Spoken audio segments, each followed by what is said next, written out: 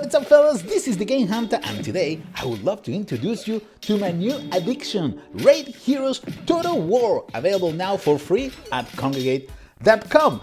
This is probably not the best way to start a video, but anyway, this is an auto battle chess, super addictive, where you need to start unlocking new heroes, build your army, be strategic at the beginning of the match, and get rewarded.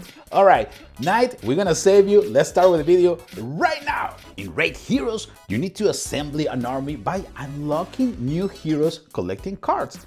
If you have 5 cards of the same hero, you can unlock it. For example, over here we got the Charmer, and using stars, you can recruit this unit and you can put it to the battlefield with the rest of your army. Once that you unlock the hero, you can continue collecting cards so you can level up your hero to unlock more powerful abilities. For example, each character starts with an artifact that you can unlock. In this case, with the Green Witcher, I got this one, which is called the Potion. But if you level up your character, now you can have access to 2 artifacts by exploring. Excellent! If you feel that this artifact doesn't match your character, you can exchange it for some other artifact that another hero has, or you can reforge also this by using a special building which is called the Forge. It's quite expensive, it's gonna cost you around 10 million in gold, but once that you have that one, you can start reforging your artifacts, looking for something that fits better your hero. Pay attention to the quest tab, because daily challenges will help you to grow super fast. For example, we can receive gems, we can receive stars, teleports, and also free cards. You can get the commander for free, and even the king. So in 3 consecutive days that you play Raid Heroes, you can have the commander and the king for free in your army. And besides the daily challenges, you also have the regular challenges that will give you extra boost, especially in gems. Gems are very important because they will allow you to upgrade your heroes. One of the most important aspects of the game is the economy. If you construct these buildings, you can receive rewards, for example, gold. You can receive also stars, more gold. You can receive free cards. That is just ridiculous. Also, we got some diamonds. Over here, we got some rare cards, more gold, epic cards for free, and also we can get some resources. One thing that you have to pay attention is when the trader arrives to the game. The trader is gonna give you some really good deals, a free chest, and also you can start spending some of the currency that you have, diamonds and gold, to purchase specific cards. In this case, look at that. For example, we can get some toxic traps for 4 million in gold, which sounds ridiculous, but it's not too bad. Also, we can get discounts in stars. We can spend some gems in here to get some more rewards. 1,000 gems, not too bad. We spent just a little bit of gems and we got 1,000 back. We can probably go for, I think this one. I don't have the Charmer. We're gonna buy the Charmer. The trader is gonna be here for only 5 minutes, so that's why it's so important to keep an eye on that. The green, I think the elf. I'm not really sure if the elf is ready to level up. Now it's still missing 5 cards. We can probably go with the green one. Let's go. Hold on. We got this one. Let's get the Green Witcher. We can get this one too. Probably that's it. Yeah, that was a good deal. We're gonna refresh this. Get something extra for free. Stars. Get some. There's a couple interesting ones. For example, this one, the Charmer. It's another one that I was waiting for. And the trader is gonna leave in 5, 4, 3, 2, 1. Super important. Keep an eye.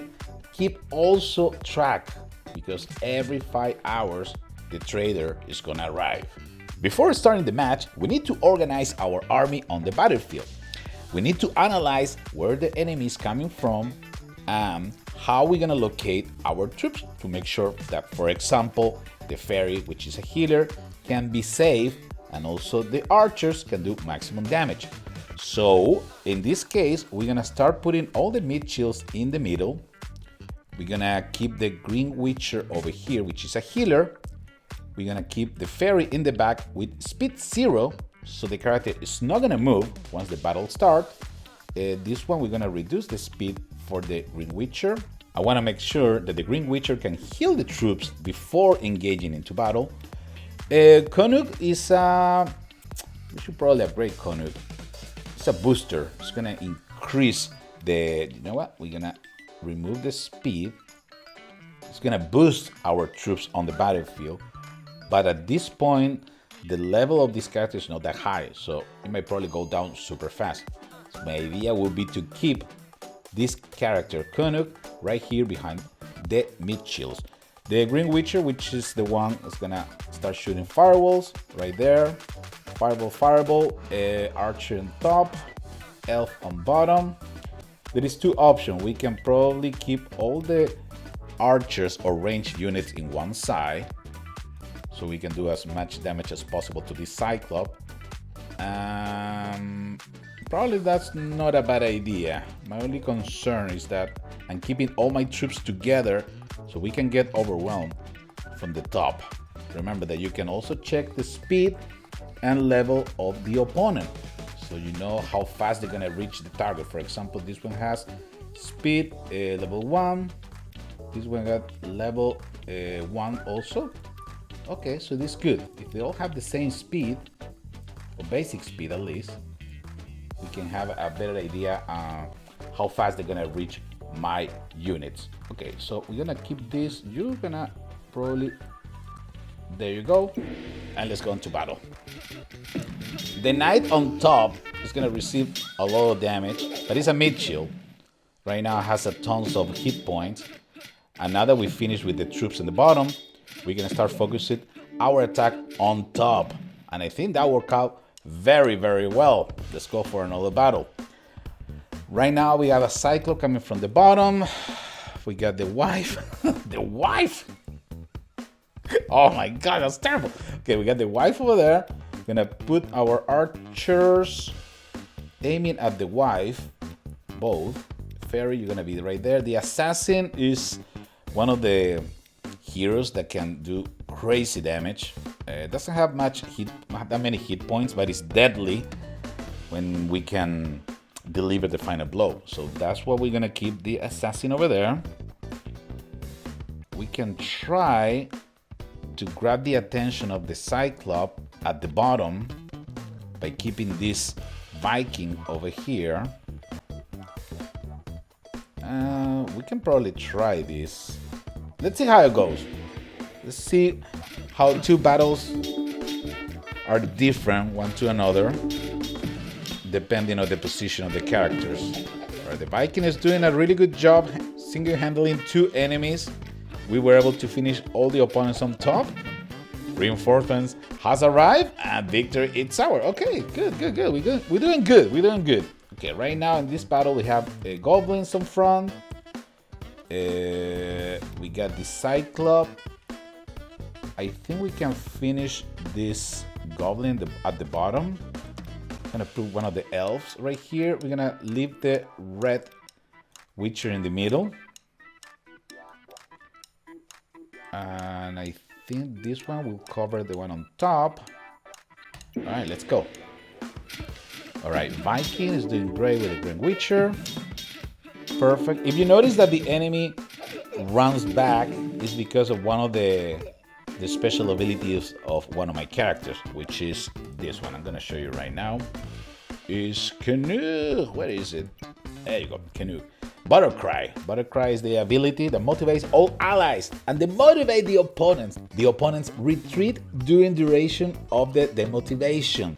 But we have different boosters. For example, we can remove Canoe and we can add we got the king, or we can also add the commander.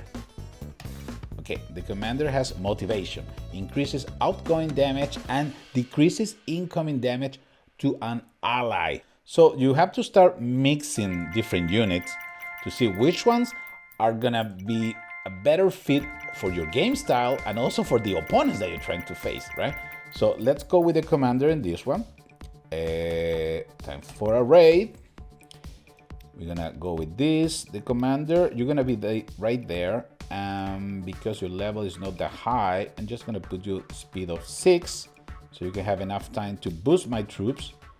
There's too many goblins coming from the bottom, so I'm gonna keep those over there, and the assassin just for chills and giggles over there. There you go. I think we should be okay.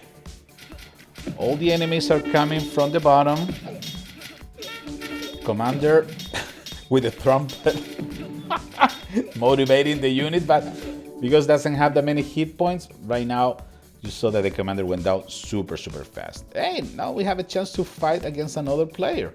We can invite this player to join our clan. By the way, I have a clan created, which I'm gonna show you in a second.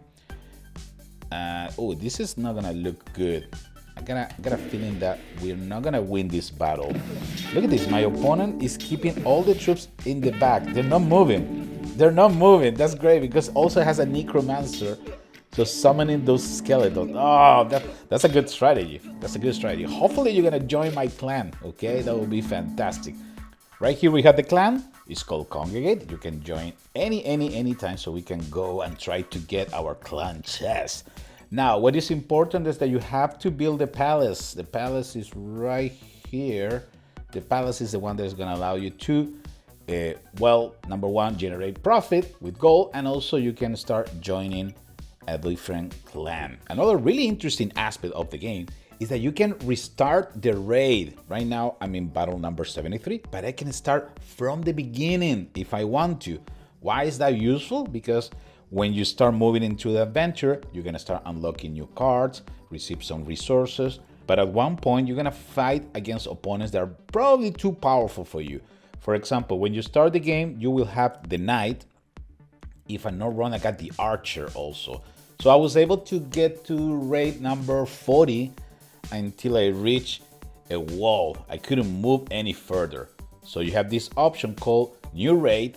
When you press a new raid, the whole game is gonna start from the beginning. The heroes that you unlock will stay with you.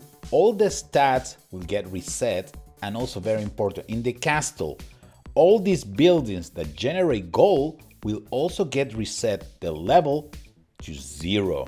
So it's very important to unlock as many buildings as possible before starting a new raid. The buildings that don't get reset are the buildings that don't generate gold. For example, we have over here the arena. We got also the barracks. So you can continue upgrading those buildings before doing the reset. You're not gonna lose any progress. But the ones that generate gold, for example, the castle and also the market. And if I'm not wrong, we also got this, the gold mine. And finally, the palace is another one that generate gold, this one. You need to be aware that you're gonna lose the progress of those buildings, but they're really easy to level up, so don't worry that much. Another building that is important, I think I didn't mention the lab, so you can start unlocking traps. There is too many things going on in the game. That's why we need to make another video so I can give you some more tactical details. You probably noticed that in the top right corner, I have a guard bottom. If you click there, these are the units that are defending your castle. So make sure to upgrade your army. If you have new cards, make sure that you can add those to the team so you can defend your castle as best as possible. Where those castles are gonna arrive, for example, if somebody's playing and you see a castle like this, they say Thegamehuntah, please do not attack me. Well, attack me please. And the cool thing again is that you can invite this person to the clan if you have the palace, and also you can fight against them. So if you have a good defense, and if you can repel the damage, you get some extra bonuses. Now let's take a look to the arena. Arena is another interesting part because it's the PvP part. You can start ranking up in the leaderboards and get some good rewards. Awards are over here. This is for the top 1,000 players, which is not bad. Right now, 743. And you can receive also some good rewards. If you fight 3 consecutive times, you can get this box, which is similar to a chest, with extra perks. Let's see, we can go to a fight right now. You can pick the opponent. You have some passes to the arena. Remember that I have a building that is also generating this. So we're gonna pick this one. It's a good match for me.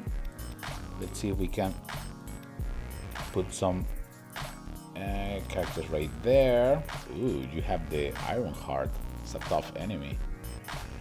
Alright, we're gonna put also the Assassin, full speed. Let's get into this. Let's see what happens. Okay. Fireball, fireball. Ooh, look at the Iron Heart. I really need to have that hero. He's so powerful. Come on, Assassin. Oh, the Assassin got one. Archer's going down. I guess victory is ours. Good. Excellent. I like it. Okay. We got one of the battles. Let's go for another one. Some of the opponents are really tough, so make sure that you can pick one that is gonna match your level. Come on, that's... I feel terrible attacking this fairy. Assassin's gonna get there. Not even get there. I think the elf was able to bring down the enemy. This one is another...